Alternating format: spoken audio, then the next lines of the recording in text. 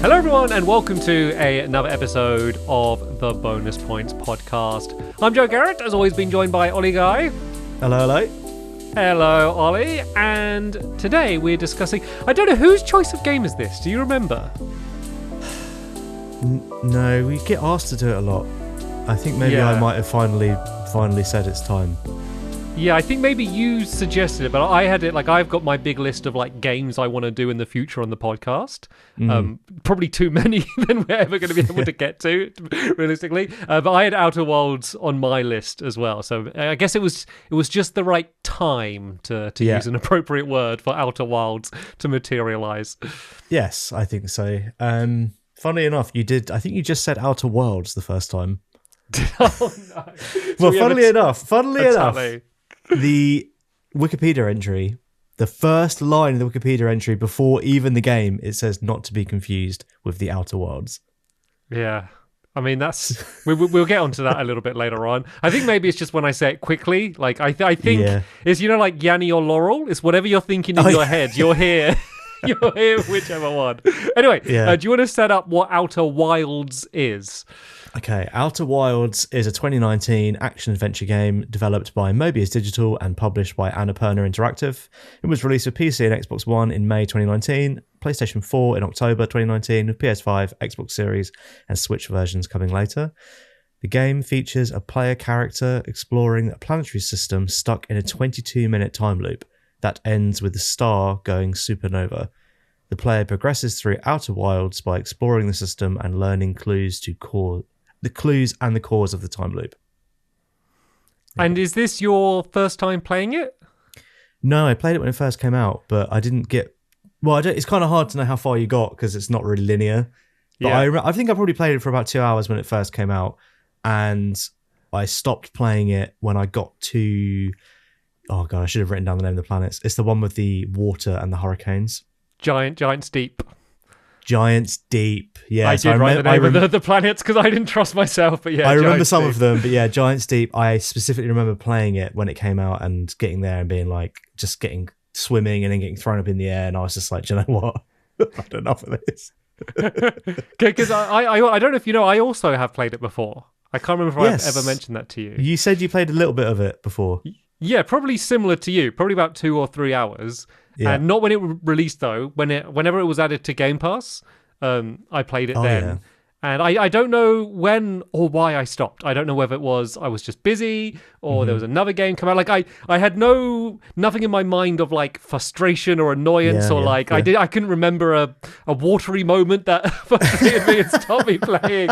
So I don't know why I stopped playing, but I probably played about 3 years ago. So I was excited about going back to kind of fully understand it because I hadn't seen enough back then to understand what everyone was going on about. You know, when enough people in different areas are talking about, oh, this game's special or there's nothing like it. Yeah. You end up trusting that kind of whispers through the community, and I hadn't seen enough to understand that. And I think I at least have a good idea of what everyone loves about this game. Yes, same. So when I weirdly enough, I got it in a really weird way. There was an app called Mixer that Microsoft used to own. It was like Twitch. I'm sure you know all about it. Maybe you did something on there, but they basically, they were like, if you watch our event through Mixer, you get this game for free. And I'd never heard of the game, but I was like, I'm going to watch the event anyway. I may as well do it like this. So that's how I ended up getting Outer Wilds, and that's my first exposure to it was through that. So it was cool. even back then, before it was on Game Pass, it was still a bit of a freebie. Do you know what I mean? So I love the way we're both like so cheap. It's like I waited for Game Pass, you wait for that. Although I did buy it this time with the DLC, and I was fine. Like I felt like sometimes I grumble because I'm always like, go, every game I buy comes to Game Pass, or like, we're always like, I'll be midway through playing a game and they'll take it off. This one I was like, you know what, I'll give them some money. Like that's fine. Yeah. Like they've made this thing. Like I feel I didn't even put it through like bonus points money. I was like, you know what, I'm personally gonna say thank you because I had played it a little bit before, but not as much as now. Yeah. So did you played the DLC and did you finish it, the DLC as well? I haven't finished the DLC, but I intend to. I just haven't got around to it. But I've played, like basically, we'll talk about it later, but the DLC is essentially one more bigger planet. And I've explored all of the planet, but I just haven't pieced together however to trigger the ending yet. So Right. I think I've probably got about an hour left, depending on if I'm smart enough to work it out. Yeah. So it's quite difficult. I watched a review of the DLC. Okay. Because I know you said there was only one more planet, and I was like, oh, okay, like I could do that. And then I watched a review, then looked at how long to beat, and it was like 8 hours, and I was like, actually, I don't know about 8 hours. There's a twist to the DLC that I didn't know about, like where it physically is one planet, but then there's kind of almost like different versions of it. Right. And so okay. it was bigger than I first thought. But like, let's not go into that first. It is good to bring that up because I've seen one of our most kind of not requested comments, like one of the most frequent comments we've got is, are you doing DLC? So there's the answer to that. But in terms of what we're putting on the list, we're just putting the kind of the launch experience, I guess. Good pun as well. Well done. So do you want to because I know you gave the summary, but do you kind of want to talk through in more detail about how the game opens and what you're kind of actually doing in this game, just to give people a mental picture? Yes, I will do it, and I'm going to try and do it in a way that doesn't require you to jump in at the end and go, oh, and you forgot this major thing, like I do every single time. Well, we'll see. I'll be keeping notes, and anything you miss, I'll be ready to dive in. So you basically play as a little alien, first-person game. You wake up on your planet, and it's quite a nice planet. You're not like some desolate thing. It's quite a nice place where you live. You wake up, and as you open your eyes, you see like a explosion in the sky. That's like always how it starts. And then you kind of fly away in your ship and you gain information about the planets around you by just walking on them and exploring them and looking at things and reading notes. And all of these little clues, or not clues, but all these little bits of flavor for each planet all kind of funnel towards these clues that help you solve this ongoing mystery, which is after 22 minutes, the main star of this place explodes and wipes everything out. And then you kind of take it upon yourself to figure out why is that happening and how do I stop it by solving all of these little mysteries. And the way you keep track of it is it has a really good thing in it called, I think it's called like the rumor board, but it's kind of like your objectives are mapped out almost like a galaxy in themselves because they're all like linked. And it'll be like, well, this thing's linked to this. So if you solve this, you'll have, a step up on this one. And then you kind of just go through them and solve each of these small mysteries that feed into hopefully stopping the star exploding. And then every 22 minutes it explodes, you wake back up on your home planet again and you begin anew. That rumor board was added in relatively late. Like that really? was so I don't know if you even realize this because I didn't until quite late. There's like two versions of that map. I think if you press Y, you can see like a version which is just all of the information on each planet, which is what they had originally. And so it's all the same information, but it's just because all of the planets are linked, it doesn't really... It gives the player a lot more work to do, working out, oh, so this bit of information is connected to this other planet, whereas that rumor board, really does kind of put anything that's linked together, it draws a line. So you're like, oh, okay, so this moon is connected to this other planet. Why is that connected? And it kind of just makes it a little bit easier, when you are at a bit like... When you finish a loop and you've fully explored one area, there is a little bit of like... Okay, well, what next? Like, what new thread do I have to start pulling on to set me down another journey? Yeah, I found that the rumor board wasn't as useful when I was completely changing tactic. Like, if I was like, okay, I've either hit a wall or I feel like I've gone as far as I can with this thread. If I wanted to be like, where did I see that, like, I don't know, launch pad or quantum moon locator? The rumor board, it was really hard to find actually where each of the things were, and that's when I would go to the other version and then just scroll through the lists and be like, oh, it's there, mark on HUD, and then take off. Oh, the other thing, which I did forget to mention, is the ship kind of controls ever so slightly more complicated than you'd expect. It's not like flight sim or something, but it's very much like based on the physics of like, the planet's gravity and the way up your ship is and stuff like that. You kind of have to take into consideration, but it's nothing that's like super taxing. It's pretty straightforward. Yeah, it's almost that it's too basic The fact that like there's it's very like it's very like scrappy and it's kind of made out of wood and stuff. Like it doesn't look like cool. A sleek spaceship. It's looks like it's just been put together, and so as a result, it feels like you're kind of like wrestling to wrangle this thing that doesn't really look like it's meant to travel across a solar system. It looks like a shed, basically. Yeah. But it has a feature on it where it can match the velocity of the thing you're trying to land on. That was very helpful because it basically, if you imagine a planet's rotating, this is for people who haven't played the game. If your planet's rotating and your ship is kind of above it, the ground it's trying to land on is rotating. So match velocity will basically keep you at the same point. That's like, if it didn't have that, it would be very hard. But thanks to that, it's made a lot easier. And then the planets in the solar system are all like very unique and interesting. Like each one has its own unique gimmick. I know it's a horrible term, but they all kind of have their own unique thing, and all of them are like things you probably haven't seen before. So I don't want to just run through them all, but there's like one that's like an egg timer with like sand. But that's one of the other important things to notice. You mentioned about like a time loop, but that's just not like a time limit. Like most, if not all of these planets are altering throughout that time limit. So the one that Ollie mentioned, that's kind of like a sand timer, the Hourglass Twins, which is kind of like two planets rotating around each other. Like one of them is dripping sand to the other one. So that one's gradually getting smaller, which will like reveal like towers and other places you can explore, while the other one fills up, which means areas that were accessible at the beginning of the loop, you can get stuck in caves with the sand rising up, a little bit later on. And I think basically all of them have some sort of equivalent of that where they're gradually changing over time. So at what point in that 22-minute loop you arrive at them, like the geometry of the planet can change quite drastically. Yeah, I only found out after I finished it that you can rest and time will just progress. Oh yeah, the campfire. Yeah. Yeah, so I was like, particularly on the Ash Twins, just waiting for the sand. Yeah. Like when I knew what I had to do, I'd be like, I've got to fly back there, just sit there for like 5 minutes, like watching the sand level, like, and then like, I'll die and then have to go do it again, like waiting again. Like, come on, just go down. But yeah, I don't know, how does that work then? You just sit by the campfire and then you choose how long to wait, or?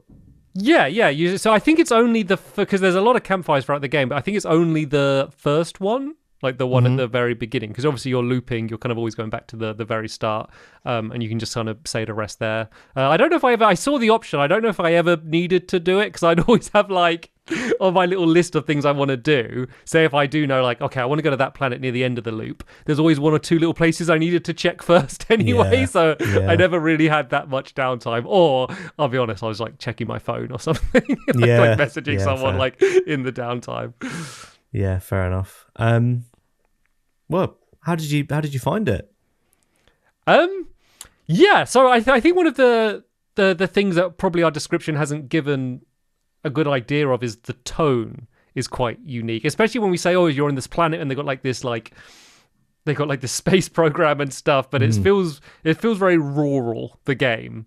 And very heavily music focused. It kind of has, like, when I think of this game, I hear like a plucking banjo in my head, but like a quiet, like quite a slow tempo banjo. Because music's quite a big thing. You get this other thing, this like scope, which is basically, it's almost like a telescope, but for sound. So it will allow you to hear things at a greater distance, which kind of plays into some of the puzzles, and it kind of, especially early on, like recommends a few places for you to check out, because a bunch of people from your town have gone to different planets and they're all playing a different instrument, so you can kind of focus in on them and kind of go and talk to them, and they'll be like, hey, maybe on this planet you should check out down here. So it's kind of a way to ease you in so you don't get fully overwhelmed. And so that was like a really nice aspect early on, like, and just the whole onboarding, like the way you start off before it does the loop, and you kind of have no time limit going around the town talking to everyone, and they kind of set up a lot of the things that you're going to need, like a lot of the mechanical stuff, like practicing flying the ship. There's a little model, and then practice controlling in low gravity. It allows you to do that with no time limit in a safe place,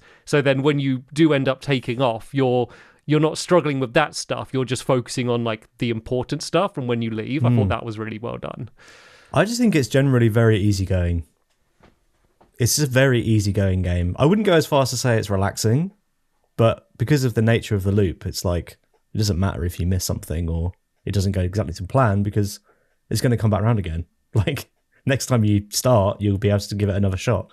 So it was very, very easygoing. And obviously the instruments, like we've mentioned it being rural. There's like acoustic instruments. Your ship's made of wood. Like it's quite a nice vibe.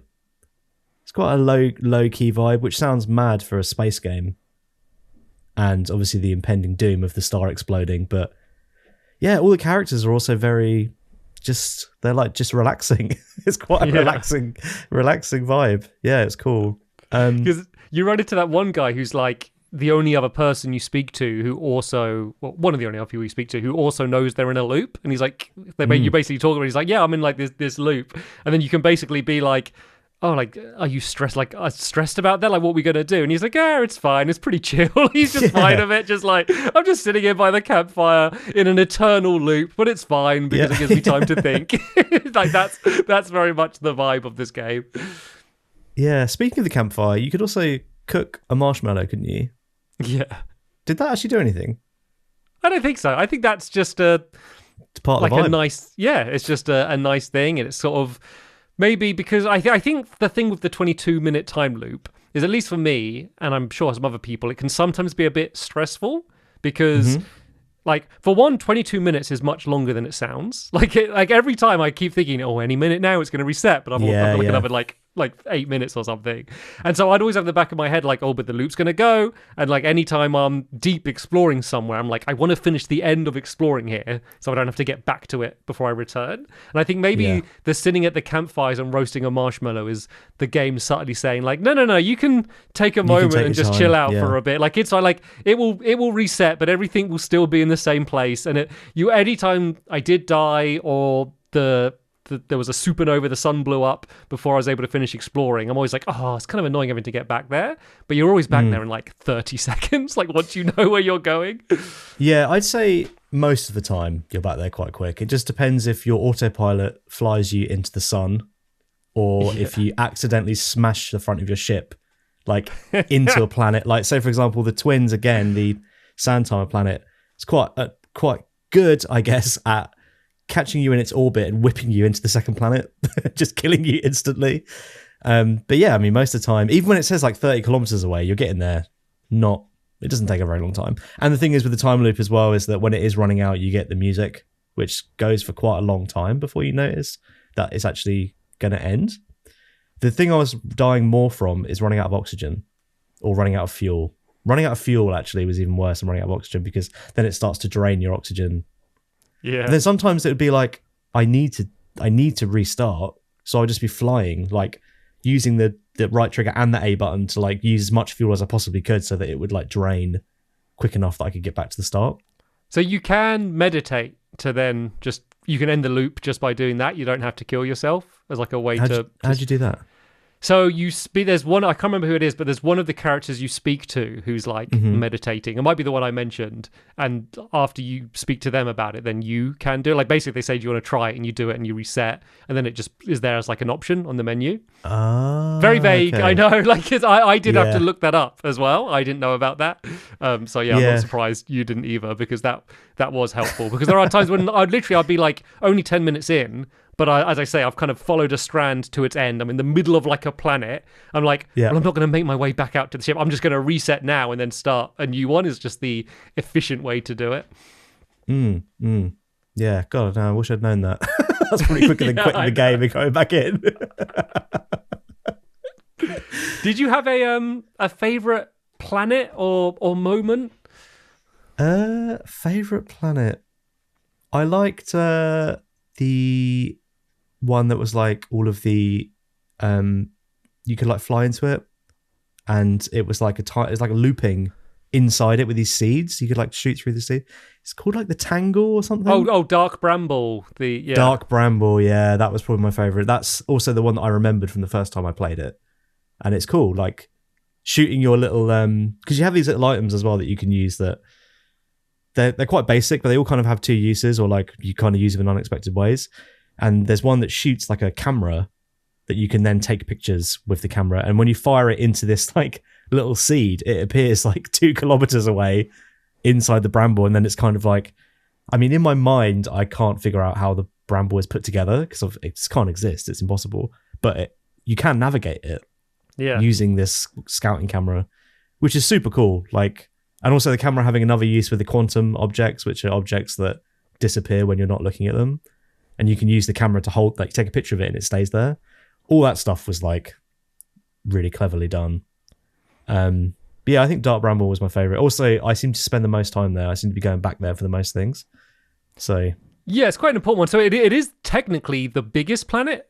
And a lot of that space is like empty void. And like from the outside, it doesn't look the biggest, but like it is all like kind of, I looked at some of the behind the scenes stuff and it is all like physically like laid out. So in terms of actual scale, it was very big. And I think kind of probably one of the more challenging ones. But you've kind of like brought up quite a good point. And one of the things that I really like about this game and what I like about other games that do this is like all of the progression is just through your knowledge and understanding. Like you never gain, like apart from the introduction, you never gain like a new power or ability or even like a piece of equipment. Like what you need to do to complete the game, you could do it from your first run if you just know what to do. Like the official speed run for this game was like under 8 minutes. And apart from the opening, they don't like do many glitches. They kind of just like play through the ending. So all of like the things you're talking about, like sending off like the little like scope thing, or you know, the fact that if you're looking at the object it won't teleport, but then you look away and look back, or like turn it in darkness and light, like all of that stuff works from the very beginning. You just didn't know about it. So there's areas that you were in earlier where you saw this stuff and then you get new knowledge and then you're like, I can go back. It's almost like a Metroidvania, but you're gaining knowledge rather than new abilities. Yeah, it's pretty cool. I mean, I'm kind of 50-50 on it. Like, it's a really good idea, and it works really well. But also, like, is it even an idea, or is that just how life works? Like, every time you play a game for the second time, you have knowledge of the first. No, and it's quite clever that they've folded it in, but at the same time, it is like, that's just what being alive is like, isn't it? Like, if I play Mario Brothers, I know where the There's not many games is. like this. There's not many games like this. No, it's because they trust you to remember. That's basically where the difference is they like just leave it to you to remember. I think the difference is one, even most games you are kind of either leveling up or getting stuff as well, or it's like you're getting more skilled, but I think getting like a better at a skill is different to like gaining knowledge. Like in terms of Mario Kart, you're just getting better at that skill, you know, like if you play Guitar Hero, you're getting better at doing that thing. But it's not like the equivalent would be, in Guitar Hero, like you found out that if you hold down all the buttons at the beginning, you get out of the venue and you can walk down the street. You know, it's like, that I could have been doing that the whole time. Like, I think that's the difference. Well, it's kind of like if you're playing Mario Brothers and you know where the extra lives are, and it's like the next time you play it, you'll know you can get them straight away because you already know where they are. Which is like, I'm not saying it's a bad thing. It's just clever that they've gamified that. They've gamified the idea of gaining knowledge. Yeah, which is like. But I think even with that analogy, you'd have to. Well, you can't complete it otherwise. You can't reach the castle unless you know that. I think that would be the difference. Is like that is the progression of the game, and kind of the only progression is gaining knowledge. Whereas Mario, it's like you might find like a secret if you know where the secret is, but you can still just run to the right and jump, and then you'll find out that the princess is in another castle. Yeah, true. I mean, I've been trying to keep it quiet, but this is like the first bonus points game that we've done that I think I was just really good at it. And like somehow I've managed to pick up all the clues and like I just found my way to the end like pretty easily. Like it really wasn't that hard to do. And then when I spoke to you and you said you had to look something up, and I thought you were going to say the same thing as me, which was there's a part where you have to swim underneath a jellyfish and it drops for a planet. Yeah, giant steep, I was trying to do it in my ship and my ship was breaking. And I was like, that must be right. And I looked it up and you do it out of the ship. And that was like the thing I looked up. But apart from that, I was just like walking around and just solving it. I was like, it must be so well laid out that even I could just walk through it basically and find everything I needed to find. It's quite generous. So it's not like a Souls game where it's like, no, you will work to find out. It wants you to find this stuff out, especially because it is so open. And you know, you could go at the beginning, you could go to any planet you want to first, and they need to make sure that no matter what planet you go to first, that will be like, you won't suddenly be like hearing about things that you have no idea about and it's confusing. It will have to be telling you information where, without any knowledge of it, it's got to be at least intriguing to make you want to go there rather than pushing you away from it. Yeah, I will say the motivation for me was definitely wanting to stop the supernova exploding. Was a million times more interesting to me than reading about the people that used to live there. So like a lot of the like Nomai or these kind of ancient race stuff, I was like, yeah, okay, and like looking for the clue within it. But also it's really good at somehow it's really good at making it clear what is a clue and what is kind of just flavor. Like the part where you see the fossil of the anglerfish. Yeah, and it says like, oh, and the younger kids knew to go. Yeah, the smaller kids would go through because it's blindfolded. I was like, oh, I'll just go through without my ship, like, so I'm smaller, and like it worked. And I was like, oh, like I actually got it from this. And like you went through without your ship. Yeah, I just floated through like. I basically boosted towards it and then just stopped and just floated through, and I was fine. Oh, so I went through with the ship, but just like drifted through in the ship, just as long as you don't do the first, because it's saying that they're blind is the whole thing. Yeah, but I thought the ship might make a noise. Yeah, the ship might. No, they're blind. They're blind. Yeah, but I thought the ship might make a noise. So no, if you don't do you can do them very slightly, but if you basically make no noise, you can go through with your ship. But so just on that point with the bits with the kids thing, I did like that they kind of had like worse handwriting, because all of the writing you're seeing are kind of like these almost like just like symbols in kind of like spirally patterns on the wall that you're translating, but the ones that the kids wrote are like all a bit like wonky and like not as neat as the others. I thought that was a nice little touch. That was a great effect, the like growing of the text as well. The way it grows out was super cool. Also like finding the giant like the scale models of like various things in those huge rooms where you like move the ball, like all that stuff was really cool, like seeing it all play out. But yeah, basically I made it up to I found the vessel, I found the coordinates, I solved the quantum moon business, all that stuff on my own. But then when I got to the vessel and I had the warp core was broken, you need another warp core. At that point I was like, I feel like I'm about 2 minutes from the end, so I'm just going to look up what to do from here, because I just want to finish it, like I want to roll. So from then on I did use a guide, but like up to then I was just still working out. I was like, how is this designed like this? That I'm just falling through it, going like the right way. It's very very well put together. Very cool. I kind of had the opposite to you. So I found like the power source thing, and I took that out, because obviously basically there's the machine that was making the world loop, the Ash Twin project.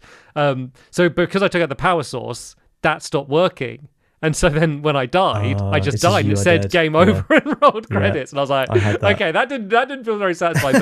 But I couldn't work out how to get through Dark Bramble to get to the place where you need to put it in. So that's the bit at the end that I needed to look up. Literally, if we just spoke to each other, we could have had all of the information required, and we could have done it. I never figured out what to do with the gravity cannon thing. There's like a gravity cannon, and you can get in the ship and then you can like launch it. It just fires out, and I never figured out what to do with that. Yeah, because there's the one which is shooting so kind of the setup for the story is that basically there's this ancient race, the Nomai, are trying to find the eye of the universe, and so they're trying to shoot out a probe out kind of one of those gravity cannon things to try and find it, but they realize the chances of finding it are so slim. And so they decide the logical thing to do is to blow up the sun, like artificially create a supernova, and use that power to power this thing called the Ash Twin project, which would basically keep rewinding time 22 minutes, would basically mean they could just keep sending out the probe kind of endlessly in order to track down the thing. So that's kind of the setup. So I didn't know, is like the gravity cannon, is that like a test for the probe or something? I think there's that, like, I think it's called the interloper. I don't know if it's pulling that, because you can call the gravity cannon, you can call the ship back. Yeah. And I don't know if it's that same ship as the one that you can see flying randomly sometimes. So I never figured out what to do with that. And I also never managed to land on the sun station, because I'll just keep burning up. Oh, so you teleport to it. So maybe I did do it. I might have done it then without realizing. I think that's where you teleport from the Hourglass Twin. So I think you did do that.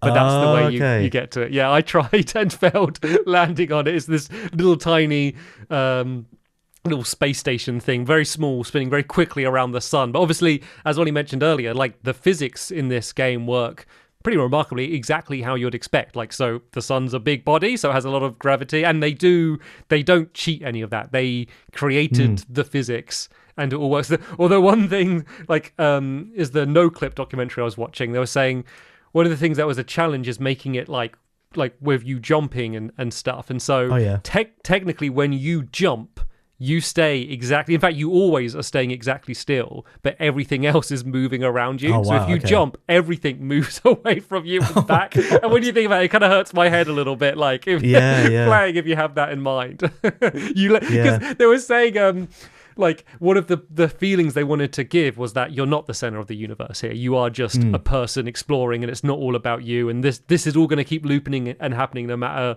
like, what happens. But technically, you are the center of the universe in terms of the way the game engine works. That's funny. I also saw there was another map screen you could look at that was like an overview of the whole universe. That was like, but I didn't find much use for that, to be honest. I kind of the little like diorama type one. Yeah.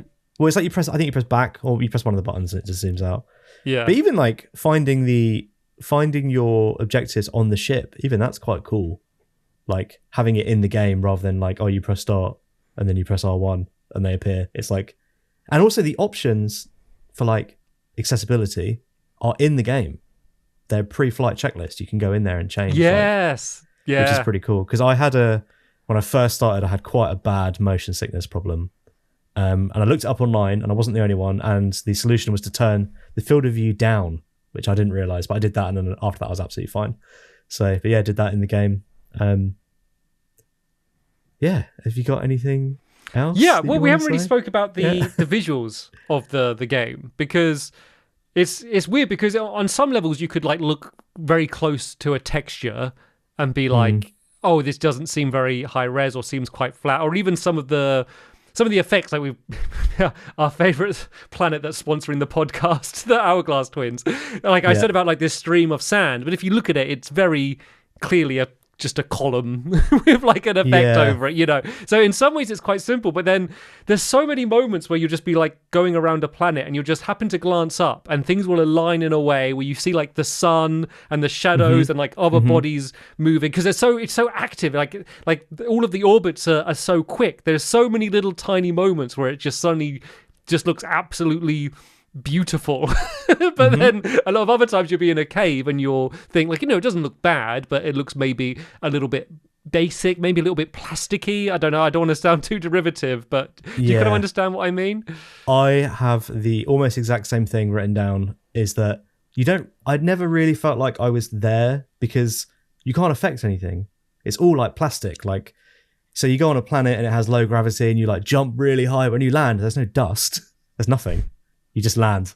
And like the only real proper effect, except for obviously the sand you're talking about, but that didn't look good, was the water coming on your helmet. Otherwise, you can't affect anything. Like you can't mark the planet. Like you can't like smack it with anything, or like I don't even think taking off in your ship leaves a ring on the ground or nothing. Like you kind of don't even exist. And I really noticed it. I think partly because I watched the documentary about Half-Life being made, and it was like, it's arrogant of the game if I can't mark it with my crowbar, and I really noticed it in this. And it's the same for like the characters, like they're all wearing masks, you're wearing a mask, they're just speaking to you in text. It was almost like you're not there. It's really hard to describe, but it wasn't immersive. Do you know what I mean? Like obviously I know it's not, I'm playing on my TV, but it's like, I don't know, I was just like skating over the surface of this planet. Yeah, so you're very much, you're observing the world mostly. In kind of every aspect of what you're doing, whether you're translating, you're listening, you're taking pictures, you're observed, like the world is as it is, and you're kind of like looking at it is kind of the way you interact with this game, looking and thinking. Yeah, it's like you're an outsider, both like in the game, you're kind of this outsider trying to figure it out, but also in a bad way, you're kind of an outsider because you feel like you're never really there, because like you just kind of you're just sort of existing in this space. I did think it was quite boring. Even though I was solving it, and figuring it out, I did find the game just very dull, like very, very boring. I kind of felt like in these sorts of games, you're like looking for the thread and then you're pulling the thread. I kind of didn't even realize I was pulling threads until they were done. I felt like a lot of the time I was going, okay, and, yes, and it was like, it would just be done. I'd be like, oh, okay, like I've done it. Like, on to the next thing, I guess. And then I would skirt over another planet and it would just do it again. And I was just a bit like, oh, okay. Like, I don't know, it just didn't resonate. Like, and what also, else are you thinking? What else are you thinking it needed then? Like, what for you would make it more interesting? I think the characters that you speak to, I mean, I couldn't name any of them. That probably isn't helped with the fact they didn't have normal names, but I also kind of felt like they were all just the same. So that was like, I don't really have anything memorable about, like, I kind of feel like they're all saying, written in one voice, but they're all coming out of different voice boxes. So there was that, and like, I just wasn't getting the satisfaction of like solving something. So I don't know, I was just very much felt like I'm on the outside and I'm kind of just watching it more than playing it. And the moments that were like being revealed as being like a big moment for me was just like, oh, okay, like the music. I don't want to. Well, okay, I'm going to spoil. So just if you're going to play it, stop listening now. But how the musical instruments are all different, and at the end they kind of all play together. Mm-hmm. I was like, yeah, of course, like, of course. But it was kind of like this big thing. But I was like, oh. Like, once you've heard the banjo and the whistling, you know that's what they're going to do. So it's like, okay, it's the same tune. But that is nice because it's the whole way through the game it's all these different instruments, but it's all these lonely people, or at least isolated people on their planets. But they're all playing the same song, and they're all playing it in tune with each other. And so if you like listen to, like, you go, oh, they're playing the banjo and then they're playing the harmonica. But if you switch quickly, like the fact, like, it's almost like a way that they're linking to each other from like across the universe. And then in the ending, they're in a weird way kind of all connected and then playing it together. Yeah, no, I get it. It's cool. It's a cool idea, but I just thought like these things that are going to be these big reveals are always kind of just a bit like, okay, like, and what's next? Like, so see, I had the opposite. Like, for like, say like Giant Steep, for example, the watery planet with all the tornadoes, is like there's a big thing and there's loads of like text talking about it, is like how to get inside. Like, is there a way to, like, apparently someone got inside this planet, because basically any time you go down, you kind of get like pushed way off and you can't get inside this watery planet. And then when I finally got the little, like, and then like ages later, I finally got the information that told me like how to get it, and the way that's revealed is cool. It's like, it's not even just text on a wall, it's like a practical demonstration of how it works, like a miniature version of these tornadoes. And there's even text like, I don't know why they like went to all of this effort to like make this miniature version to demonstrate it. They're always like going over the top. But so for me, that was like a huge like that's like a whole new like level of like this planet that I can go. And I was so excited to arrive there and like, you know, do the thing that I need to do in order to get inside. Like, is it like, do you feel like there needed to be like some sort of mechanical difficulty as well, or I don't know if it's mechanical. It's just like it kind of reminds me of like what we talked about in a game when you can kind of just unlock a door, or if you get the key to unlock it. Yeah, there's something just wasn't clicking where I was like, so I found the first thing I actually found in the whole game was that guy talking about the jellyfish. Yeah. And he was like, oh yeah, it's down the end of there. If you go down there, you can see it. So I went down there and read it, and it was saying like, oh, would be great insulation against electricity and stuff like that. So then when I found it, I was like, oh yes, it insulates. And it doesn't, it wasn't like, oh my God, amazing. Like the quantum moon was one thing I found really early on, and the note saying like, if you don't look at it, it moves. And then I found the locator. So I was kind of like just standing on it and then turning, and I was like, oh yeah, that's clever. Obviously that's a big thing, but it just kind of washed over me. So then I be expecting these bigger and bigger reveals, and then there just wasn't really any.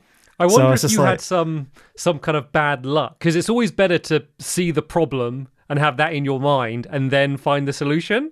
It sounds like maybe by chance, from the order you explored things, you got the solution before the problem, which meant, oh, like I already knew that. Oh yeah, I already know how to unlock this door. I'm just going to do it. Yeah. Rather than having this locked door in your head for a while and then finally finding out where the key is.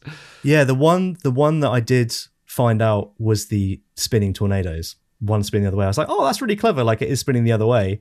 So then obviously I zipped down there, got down. Then I was like, oh, it's the jellyfish. So I need to like, it's just like, and then you go in and then it's like, you read a bunch of stuff and like, I'm kind of scanning it for the next clue. Like, because the Nomai and that or whatever, I was just like, not that interested in what I had to say, to be honest with you. So, and then doing the part where you have to identify different things, like I was kind of expecting like groundbreaking revelations where you give the guy the stones and he writes, but like he was kind of just saying what I was expecting him to say.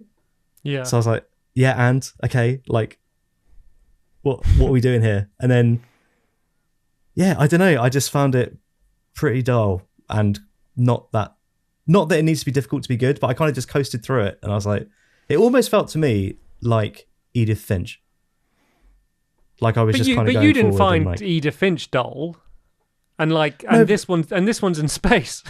I know, but I think maybe the hype might have got the better of me. I think maybe I was expecting, because the way people talk about it, I was like, this is going to change my life. It didn't at all. So. Yeah. I will be honest, when I was playing through, I was thinking like this does seem more like a me game than an Ollie game, and I was curious about how you're getting on. I mean, I'm not entirely positive on it. Like I do think the Zonai text, I think, didn't engage me hugely. Similar to you, I was looking for solutions, and the kind of flavor text. Like I don't think it's badly written. Like in some way, I'm glad, because they could have very easily gone very like stoic and very like, oh yes, and like and this is when our race arrived at this realm, and they could have gone like that, but they don't. They go very casual and like surprisingly very human, like they're joking with each other, and I'm glad they did that because it makes it much more readable. But I think the fact that it is just text and names, it's very hard for you to like to really, because you haven't got a face or anything to go with it. It's very hard to know which character's which. And so I'd often be reading it and I'm like, I don't know which person's writing this, and I don't know how they relate to the other ones. And it's I feel like I'd have to be literally keeping notes in order to keep track of that, which I don't want to be doing when I'm playing a game like this, especially when it's meant to be for a story, not for a puzzle. And so I do say that a lot of the awe and wonder and enjoyment was from the discoveries of puzzles and just from it being in this world and looking at the sights and sounds rather than the text. Yeah, I think the text was well written, but yeah, I don't know why it just didn't land with me. Like they do tell you who's saying what, but even then it's quite hard to keep track of, like, you know, is it Pronky or Perky? Like, he's talking, so it's just like, oh, okay. But like for me, the wanting to stop the crash, the supernova from happening, was enough to pull me through, because I was like, I want to be the one that fixes this hero complex that I had to get through and do it. And the ending section is really cool, like the ending visuals and stuff. It's great. Should we put up a big like spoiler warning and kind of talk through the ending? Yeah, it's up. The spoiler wall is up. Okay, right. So yeah, what did you think of like the actual like the end of the ending? I will admit I was quite shocked by coming across myself in the woods. That part, you know, when you land, that's probably like the most memorable part of the game for me. Was I was literally like, oh, like it made me jump, because you don't even see other people moving normally. Like, no one moves. Everyone people just staying still. So someone else because it's moving. Quite, you don't realize how fast you're moving until like one's moving at the same speed towards you.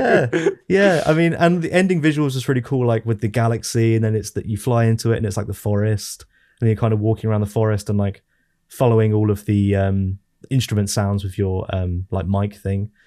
It was all really cool, like that like purple smoky effect as well. It's like I didn't really know what was going on. Like it kind of looked like it was being rebirthed. The universe was being rebirthed without its loop, was kind of what I took from the ending. And then which was all really cool. Like it was cool to see. And then it did have a after credits bit as well. I don't know if you saw that. Yeah, I did. But before we get to that, so one of the things what I liked about the ending is the fact that, like you, I thought, okay, I need to work. The supernova is going to destroy the solar system. I need to work out how to stop it. That's my goal. Like the game never says that, but that's what you assume that's what your goal is, and so that's what I thought I was trying to do the whole game. Then you get to the end, and it's like, well, no, you don't. Like it does blow up. Like you don't stop it. And then not only that, like in that woods, you kind of see there's almost like all of these other little solar systems, and you see them all doing like these little supernovas. And then if you went back in the normal game, and this was the whole way through, if you watch the sky, you can just see that in the background. You just see there's little supernovas go. There's little blue. Yeah, I noticed that. Yeah. Yeah, and so it's kind of like almost like the end of the universe, But then that kind of leads on to the after credit, where it's basically saying that, like, you know, after so many billion years or whatever, like, life does come back, and, you know, there is kind of another big bang, and, you know, it is a really kind of like melancholy end to the game with, like, oh, all life is basically ending, but, you know, given enough time, it does return. Right, yeah. Okay, so I wasn't far off with my it ends. It comes back but without the loop. I mean, I might be wrong. Like, in terms of the bit in the woods and stuff, like, I don't fully understand that. But you see, like, all those little blue, like, little supernovas going on, and then so I assume that, like, well, we didn't stop it. We didn't do anything to stop it going. Yeah, and then it sort of shows, like, life sort of as we know it returning after long enough time. Yeah.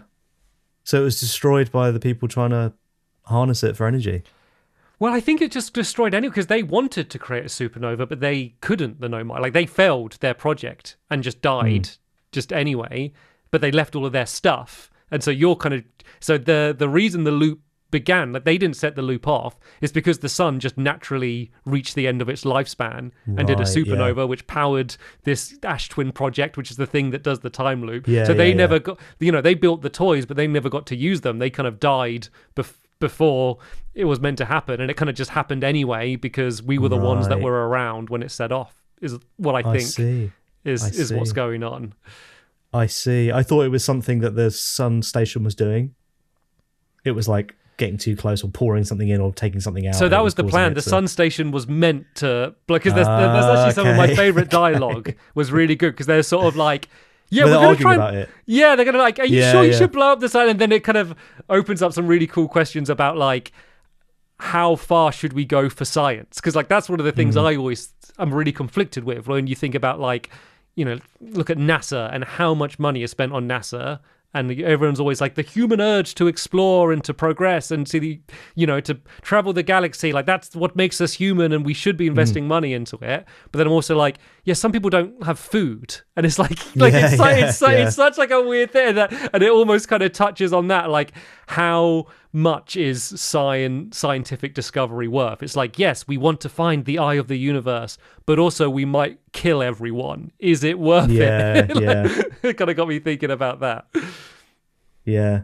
The one little touch completely way back in the game that was very helpful is, well, after you found the coordinates, like, they displayed them on the screen when you're putting them in. Like, yeah, so I did take a picture on my phone. I did as well. And I was looking at my phone and I looked up, like, after, like, the third time of doing it, I was like, oh, they're just right there. Yeah. Like, I was a bit disappointed. I was like, oh, I actually remembered that. Yeah. Okay, well, that's kind of how I feel about it. I thought it was good, but I kind of just, I don't know if I'll ever think about it ever again. Also, we both finished it quite quick, didn't we? Like, I think I finished it like a week ago. Yeah, I finished it a little bit before you. And then, as I said, I started the DLC. I won't talk too much about the DLC. I just want to say, like, one moment which was kind of amazing. So the setup for the DLC is kind of like a Halo ring. Like, so so you're going around in a boat, but if you look up, you can see the whole loop. And it's quite a small Halo ring. It doesn't look small, but when you go around, you're like, oh, I've looped already. And it just looks amazing. I think it's the best looking planet. I just love just looking around, like, looking up. Yeah. But it's like, its gimmick, to use Ollie's horrible term, is that... what was you going to call it? It's novelty. It's novelty. Yeah, it's novelty. Its special feature is that, because it's all, like, kind of waterlogged, there's a big dam, and then halfway through the loop-ish, the dam blows up or gets destroyed by the pressure of water or whatever, and it floods the whole planet. But before it floods, it has, like, a giant wave that does, like, the whole loop going round, then that, like, breaks a bunch of stuff, means you can get to new areas, obviously blocks out other areas. So that's kind of its novelty, which is cool. Yeah. But I didn't realize what was happening, because I was always exploring, and then suddenly there's a big wave happening. I'm like, what is going on? It's destroyed everything. But I didn't really understand it was the dam blowing up until the first time I did the full loop. You get to the dam, and there's kind of like this crane that can lift up your ship, and it moves it over and drops it on the other side of the dam.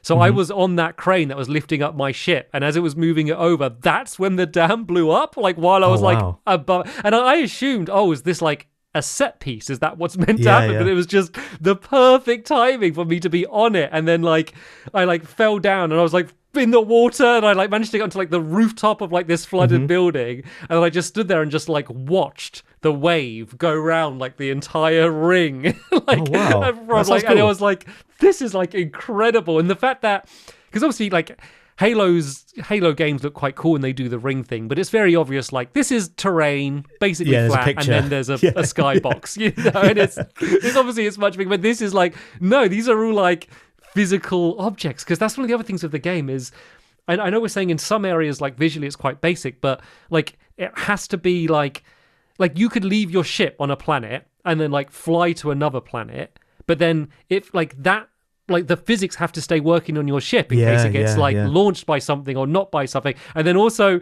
like the developers were saying in that NoClip documentary again is you could leave your ship in one place and then you go to another planet and then you could shoot your camera to a third planet, which has to have a live visual feed. So they have to fully load in the assets from like, they said they wanted to do an achievement to do that because it would basically make the game run slower. And they were told like that they're not allowed to because you can't have an achievement that's like incentivizing people to like break the game. Basically because of the way the game works is like they have to do everything legit, and like a lot of aspects that other games would cheat, like gravity and stuff, like they have to do like properly. And I think that is, you know, I think this is a really impressive technical achievement, as well as, you know, artistically. Yeah, and also it's impressive that they managed to make a solar system that is fully traversable. Like you can fully go anywhere, and it also doesn't feel tiny. Yeah, like it is quite tiny. Like the right planets size. are all tiny. I know, but they feel like they're the right size, don't they? Yeah, they kind of feel like they're all real.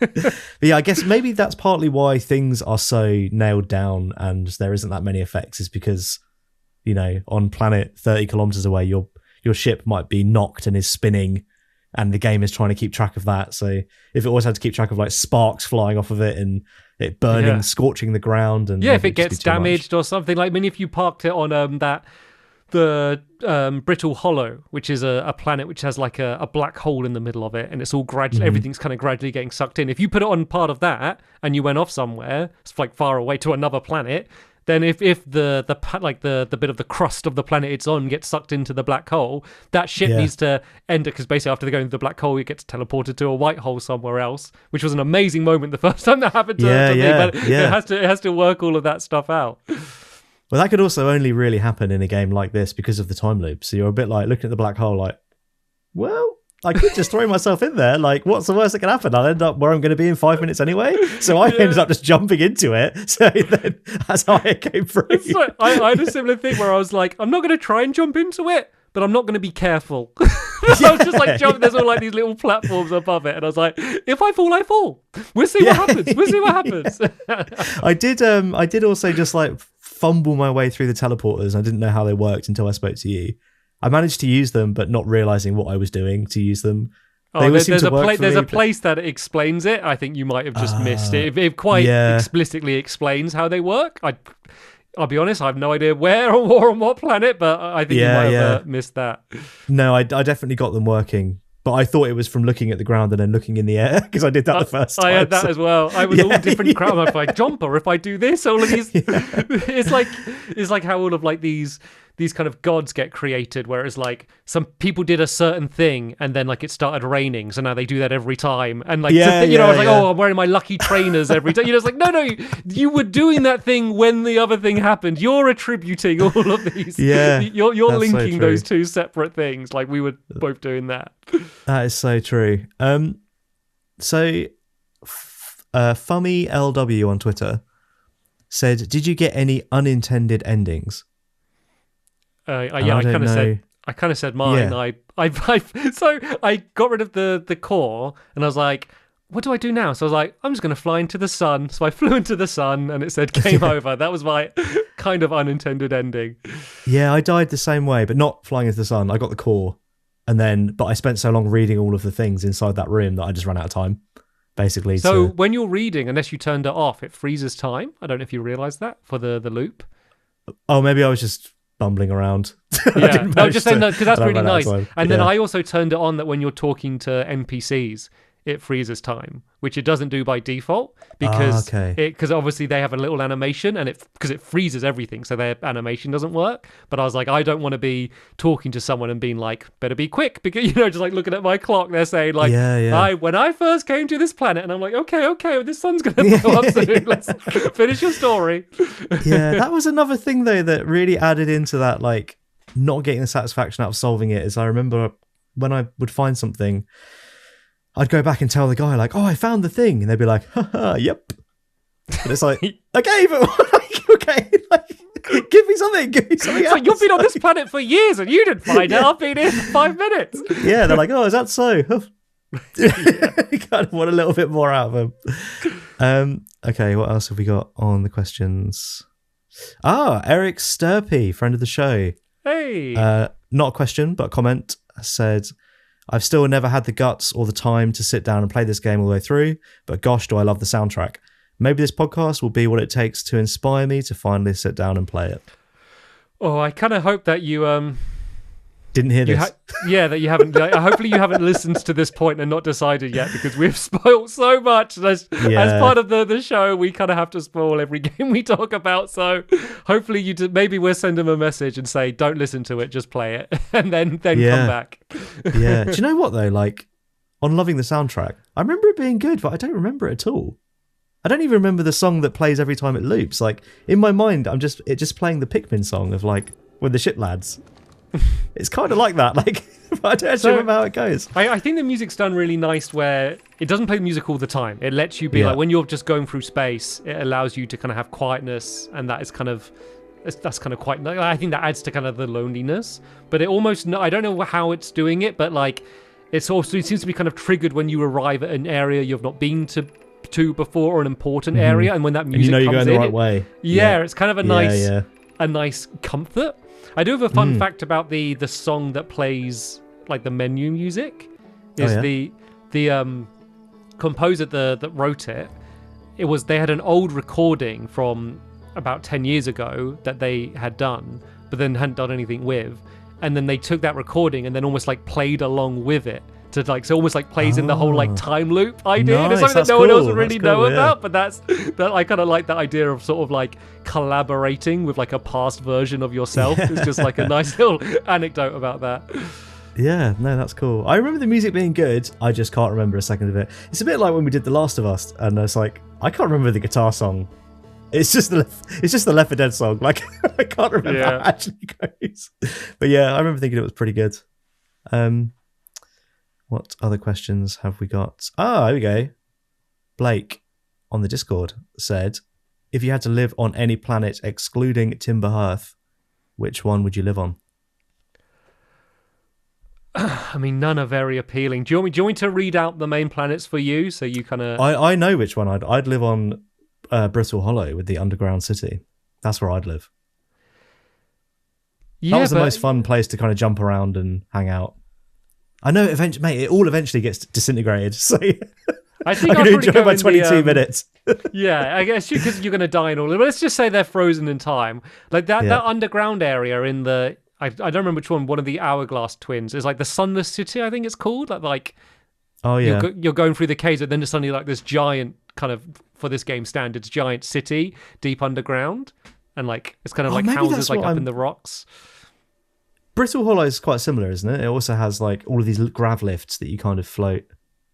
Yeah, I mean it's in some way like it's got like the Zonai kind of buildings and structures they both have in them. Like one's like kind of like a ready rock with like the sand rising. That's the one in the twins, isn't it? I think it's called the Sunless City, that area.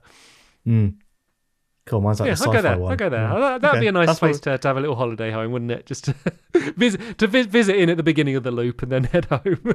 Yeah. Okay. Mr. Chapstick91 on YouTube said, do you believe that Outer Wilds delivers the greatest message of the games on this list? If not, then what other game does? What message do you think it delivers? Let's kind of establish that first. Did you take away a message? I mean, now that you've said to me, just because you can doesn't mean you should. That would maybe be the message that I would say it was trying to tell you. I don't know. Yeah.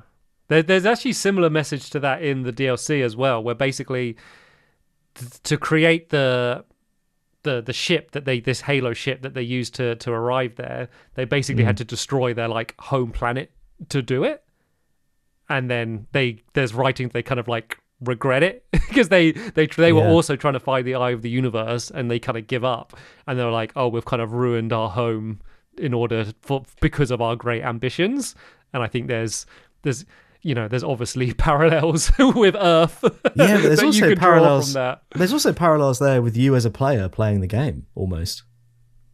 Like, it's almost like, don't mess with what you don't understand.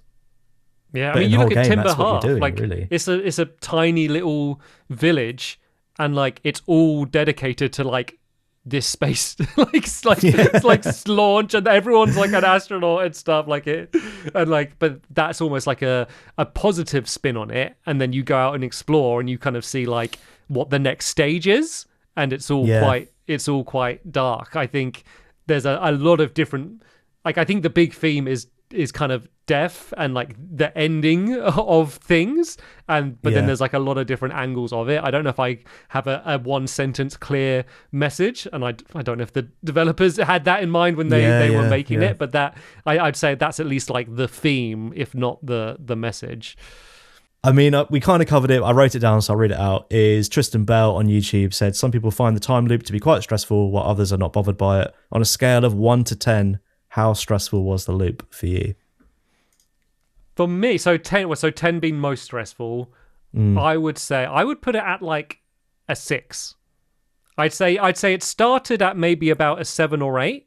Yeah, and by the end, it went down to a 6. Like, I think it probably bothered me more than most people that like this game. Like I did, it's this sort of thing where it's like, the thing is, it's actually not really affecting you that much, but you know it's there. It's like, say, imagine I was trying to thread a needle, and someone was watching really closely, or just like had their hand close. It's like they never actually touched me, but like it's putting me off just knowing that it's there. Like it was like in that sort of area of my mind, where in actuality 22 minutes is like the perfect amount of time. That's almost always enough to do what you need to do, and it enables a lot of the cool stuff that we mentioned where the world is altering. Like I think there is a version of this game without a time loop, but I don't think it's as good, and I think it changes too much about what's core of this game. I'm glad it's there, but I did find it stressful, especially early on.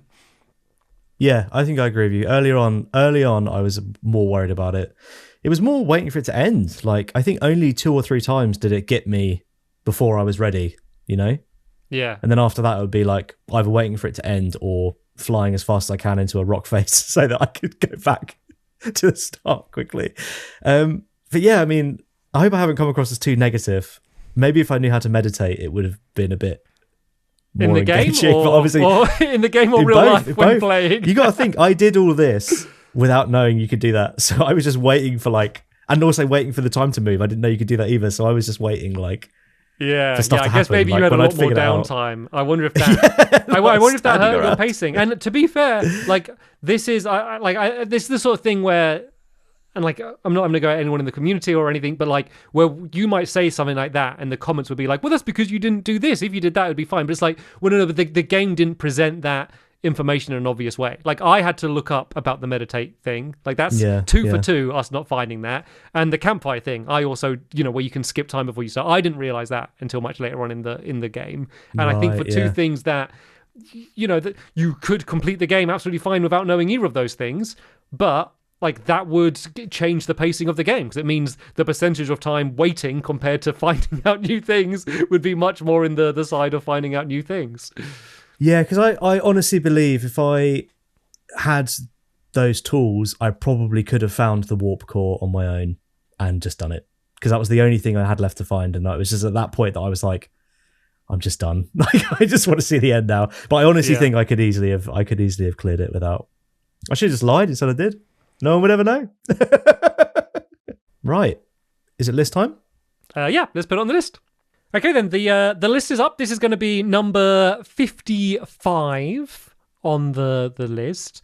Before we go in, obviously, last week was quite a monumentous occasion with a new number 1 at the top of the list. Just for a little Baldur's Gate 3 check-in. How's that going? Are you still still journeying through the of world? course, loving it. Not been playing it as much as I would have liked because obviously I'm playing in co-op and my co-op partner has been busy.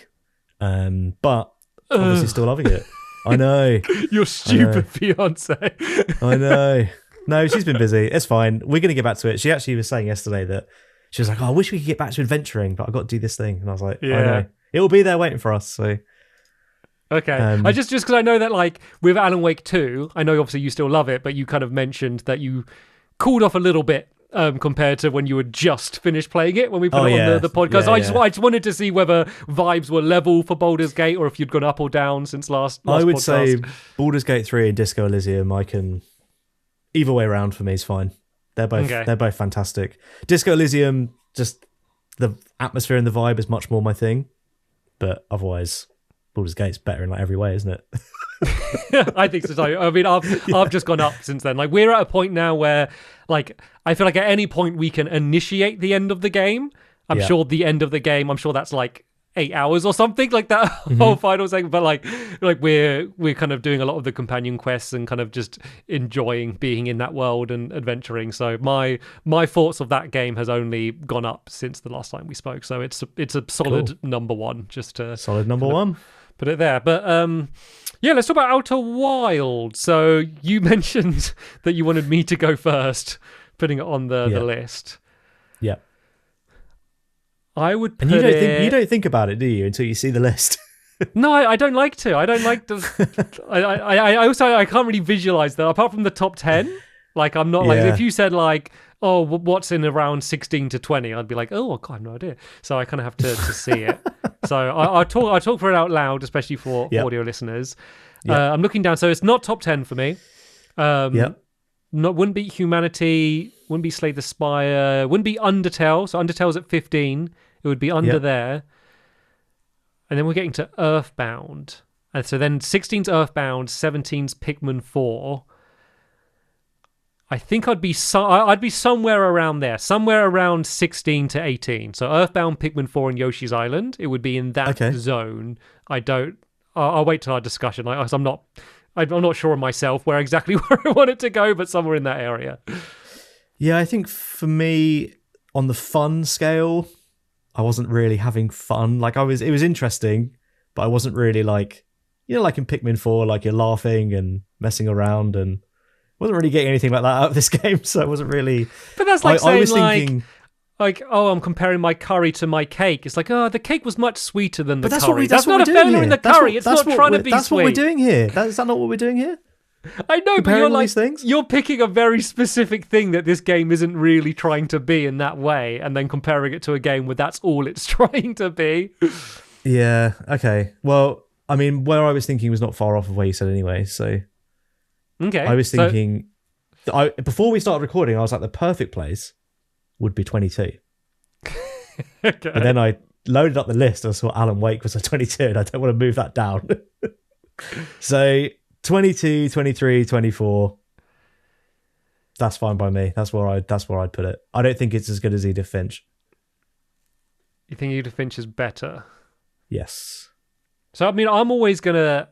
This is something that I was kind of a realization I've made during the podcast, and I've kind of mentioned is like I love games that just trust my intelligence and allow me to work things out in my own way. And like this is a game that doesn't have like you don't have a seatbelt on, ironically, when you're playing it. You can go and do what you want and do it in your own pace, and the information will be there, and it trusts that you will link the right things together. And I think a game like that is just always going to be more interesting to me personally than a game like What Remains of Edith Finch, which is there's much lower friction, and it's I think if you look at like had a graph of enjoyment levels, I think it would be much more like stable Edith Finch, because it kind of knows exactly what you're doing because you're walking down the line, and there's shows for you on either side. Whereas Outer Wilds, I find more interesting because you're not walking down a line. You're in the middle of a field and you're choosing which direction you want to go in, and that means sometimes you're gonna go in some mud and you're gonna get slowed down and annoyed, and sometimes you're gonna find a really cool cave that you didn't realize at the beginning. So sometimes you're gonna get out of your ship without putting on your spacesuit. And that's great. That's such maybe a 3 or 4 story. times. Yeah. It's so, but it or lets get you out do your that. ship. Get out your ship and then realize you don't have your spacesuit on and run back in and have your guy go, which is what I did. But like most games, you've played Mass Effect, you go to a planet and you land on the planet and then they put their suits on and they've already got them on. I love the fact that like that's a little manual thing that you need to do. Like I will always find that more interesting. So for that reason, could it go above Edith Finch? Could that be a point? The thing is Killer 7 and Alan Wake are there. Yeah, but we're focusing on Edith Finch at the moment. So let's just talk about Edith Finch for now. I mean, okay. Edith Finch had a story that resonated with both of us better. I think it looks better.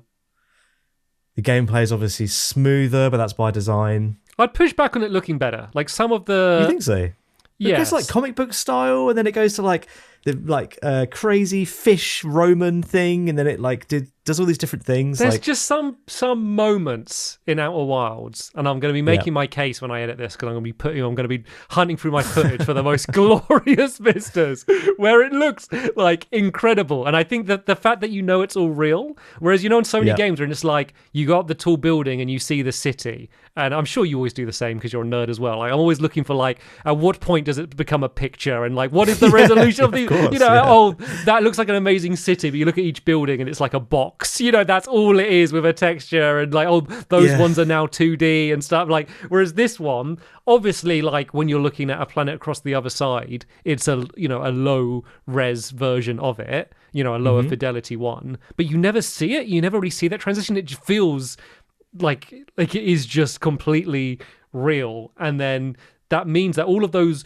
kind of beautiful moments where everything lines up, it feels like much more personal. It doesn't feel like, this is some choreography that say you're playing The Last of Us, and like anytime you look at an amazing view, I'm like, it's like 7 artists spent like 2 months making that view perfect because they knew exactly where the player would stand. This, I feel like, no, this is the view that I'm getting because I'm at this place at this time looking at this angle, and it just happened to like look like a screensaver for my phone. I mean, there definitely is less choreography, but there's certainly an element of choreography. Like there are places they know you're going to stand at a certain time and look a certain way. So there is also that. It's not completely, you're never going to stand here. Like they know where you're going to be standing. Probably less than any other game on this list, right? I mean, like... In terms of looking, if it's a game about looking at things like Bloodborne, probably. I'd say so. But I mean, obviously, like Pikmin 4, they don't know what, because it has a free camera, so I guess it's as much the same. Half-Life Alyx is VR, free camera. No, because I'm talking about like the choreography of like the way the planets have just aligned in a nice way, and I'm in like this cave, and I'm looking up, and I just get a little glimpse, like a little like porthole through the top of this planet, and as the sun passes, and then another thing is passing in the other direction, and it lines up, and it's like so I'm talking about like moments like that. Yeah, but you do realize that they must have been like, we need to make sure that this planet's porthole lines up with the sun. Yeah, they wouldn't put it on the very... Yes, there's an element of choreography. But like the planets are individually spinning. Like I feel like there's too many options for like angle. Like I don't think they're looking at it into that level of fidelity, because there's just too many options for that. And even it doesn't even like ignoring that, just even like say that when we spoke about falling in the black hole and you get teleported and I'm just there like floating in space, and I like bring up the map and it says you are here, and I'm like, I'm where? And I'm like right at the edge of the and the sun is just dominating your view then, because you can't hardly see any other planets, and then like I didn't have my ship, and so I'm like just trying to fly around with what little fuel I have, and I make my way into a thing, and like it's to keep what we're talking about. Like I think it's stunning and beautiful, but also like that is such a story, and like I'm sure people have kind of similar stories, but it feels in the moment very unique to me because that's when I happened to fall in, and I get that. Who knows if I had my ship or if I had enough fuel, and then I was able to work it out. And like, I really liked What Remains of Edith Finch,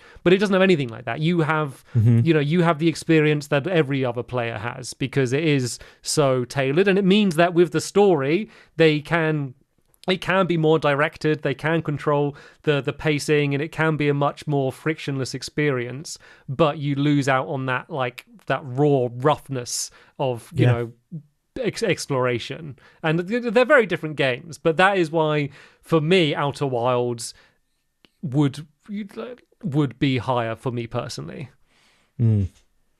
Okay, well, I think we could just sit here and have a stalemate, which I'm not going to do because we're talking about 4 places in a list of 55 games. So I think it's fine for you to put it above What Remains of Edith Finch if you want. Like, things in Edith Finch that I thought were cool, like you have the that like whole murder scene with like the music from Halloween coming in, and like you're running around the house, and all that stuff's really cool. Like, you wouldn't get anything like that in Outer Wilds because like there's no other characters moving. Yeah. So even that, but it's just different, isn't it? They're completely different.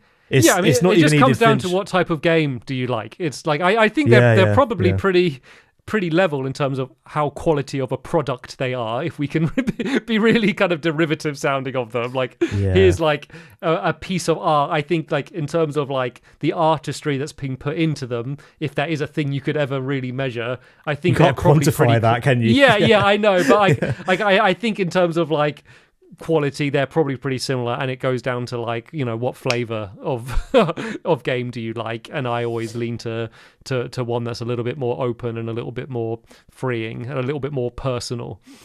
Yeah, it's funny that it's above Killer 7 as well, isn't it? Which is like the most on the track game you could possibly make. My analogy of walking down a line, I didn't realize how appropriate it was for Killer 7. Okay, well, it can go. Why don't we just put it... Okay, it can go above or below Edith Finch. You can have 20. Okay. Or 21. Okay, I mean, because the thing is like, I love Killer 7, and I wouldn't have it at 21, but the fact is, it's already at 21, so it's like, whatever. If it goes down to 22 at this point, it doesn't matter, does it? So you still want to have it under Edith Finch? I don't mind. Okay, well, if you don't mind, genuinely, I would prefer it to be above it. Okay. There you go. And so then it would be at 20, and then so next up above it is Subterra at 19. Yep. What's Maybe your thoughts? We should move Edith Finch below Killer 7. 2 games where you run down a track. One of them, I feel like I will never forget. And Edith Finch, I can remember 3 of the 9 or so scenarios, or I didn't remember how many there were. Yeah, I mean, I guess you kind of gave me, you were kind of nice giving me Outer Worlds above Edith Finch, so I would prefer it the other way, but I'm not gonna. I know Killer 7 means more to you than Edith Finch means to me, so I will. I'll let you have that one. Okay. Cool. I just say I really love Edith Finch, because I realize this has turned into just like bashing Edith Finch. Like I'm not bashing Edith amazing Finch. Game. Go back and listen to our podcast on Edith Finch if you think that I don't appreciate that game, because I really did love it. It just ended up being in the crossfire for Outer Wilds. I don't think it's got to that level yet where it's one of those games where the further we get away from it, the less I like it. Like, I still like it in equal amount. Some games on the list, it's like the further away we are, it's like. And I think I remember all the story. I mean, the fish story, the kite story, the baby in the bath. Oh, yeah, the kite story. Oh, the baby in the bath. That was great with the frog, and that was good. Yeah, that's like fine there. Like the photography one. Like, I remember them. I mean, that fish one as well. I think that's a real standout for just like that's a thing I think I'm going to end up quoting as an example of like game design mixed with story for a long time. Like that stands out as like that's. Like I thought, like the fact that it's the way you're physically doing it on a controller, and like a monotonous, repetitive task that you're physically doing, and the way that ties in, like that is like a standout moment of game design for me. I really like Edith Finch. Also, tentacle, pretty cool. Yes, on the ship. Yeah, that was cool. Pretty cool. Yeah. Anyway. So Outer Wilds, would you want it above Subterra, the board game? No, I don't think so. Subterra is something I would love to play multiple times with a good friend of mine, and there's sweet memories for me. And Outer Wilds, not so much. So for me, Subterra has it there. I also want to give a shout out to Subterra 2, which we hadn't really played when we did the podcast on Subterra. But now, like the last month or so, I've played it a lot. Like we played it one games night, and everyone loved it so much that we arranged another games night, and they're like, just bring Subterra, and so we played it again, like the next week or something. Nice. So yeah. Subterra 2, like I was pretty close between them, but I do definitely prefer Subterra 2, and we had a proper both times we had proper stories of like, leave me alone, or like someone betraying you, and so like it was a proper like it worked out really well when you're kind of just rushing to escape and you're being chased by lava, and we just managed to do it, but some die. Like it was like every game we've had hasn't been like we died too quick or it was too easy. They seem to have really got the difficulty nailed in. So yeah, Subterra 2 is great as well. Yeah, I need to play that again. I only played it that one time with you. That's it. Yeah, we need to get it going again. Play that one more time. Anyway, that is Outer Wilds on the list. So the list as it stands now, from 19 to 23, is Subterra is at 19. Outer Wilds, new to the list, is at number 20. Killer 7 has moved up one space to number 21. And then Edith Finch has moved down 2 spaces from 20 down to 22. Nice one. And then, I'll just finish it off. Alan Wake at 23, Jet Set Radio Future at 24, and Ooblitz at 25. There we go. Yeah, cool. So that is the list as it stands. So do you want to talk about... There's not many we got to announce because we're still kind of arranging with a guest to work out what other games will be coming out. So I think it's only the next 2 games we have fully locked in. It is indeed. So the next one is Kurururin on the Game Boy Advance. That episode's coming out on the 9th of November. And then we have Like a Dragon Infinite Wealth, which is a brand new release. It's actually coming out the day this episode goes public. We're doing that on the 23rd of February. So it gives you a month to play it because it's pretty long. So okay. I guess what we could do, we won't know exactly the order of these games. There might be one added, but we could mention 2 other games we know we're going to do soon, but just not mention when, just in case anyone wanted to get a head start playing either of them. Maybe you should mention them because I don't know what you're talking about exactly. so one of them is we're going to do LA Noire at some point. Oh, okay, we're doing it. I didn't know if it was confirmed. I thought so, but okay. It is now. Yeah. If this has made it into the edit of the podcast, we are doing it at some point in the future. And then the other one is Ridge Racer. Remind me the exact name. Ridge Racer Type 4. Which is PlayStation 1? PlayStation 1, but you can play it on your PlayStation 5. Okay, and you just buy that from the store? Yeah, it's like £5. Okay, cool. So those games... So Ridge Racer was announced that we were doing it before, and it ended up getting shifted because of Baldur's Gate. But we are still planning to do it. And then, LA Noire, we decided the other day. So they will be coming up at some point in the future. If any of those are ones that took your interest and wanted more time to play them, then yeah, we will be doing them at some point. Yeah, we're getting comments about Ridge Racer Type 4. I was like, what? People were excited for that? We know how many alternate accounts you have, Ollie. We know it's just you that's excited about Ridge Racer. Yeah. So I think it's also included in one of the PlayStation Plus like mega tiers, whatever it's called. So if you have that, it might be included. Okay. But cool. Yeah, there we go. That's anything else bonus points related that you wanted to shout out? We're on the final straight of Blood Brothers. So if you were waiting for us to finish, if you start watching it now, I reckon by the time you catch up, we might be done. We're on that war path. There's never been a better time to see what is this Blood Brothers thing they always mention. Check it out. Indeed. Also, patreon.com/the bonus points. I've had a few new people, so hello to all of them. And also their names will be somewhere on the screen. Or were on the screen earlier if Joe's changed the frame at this point. But yeah, there's 28 episodes of Extra Credit on there now, which is our extra podcast where we just talk about anything really. And there's behind the scenes of stuff, behind the scenes of Blood Brothers. If you do watch that and you do love it, and you want to see how the hell did we pull it off? You can find out with our behind the scenes video.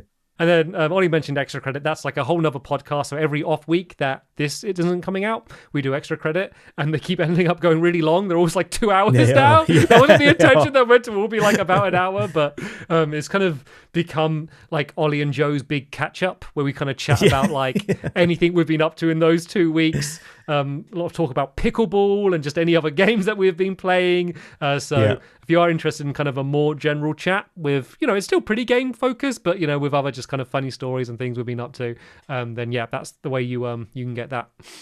Yes, and this has a free trial as well, so you can sign up for a week without paying anything, which is a little bit like stealing from us, but we don't mind. So you can do that.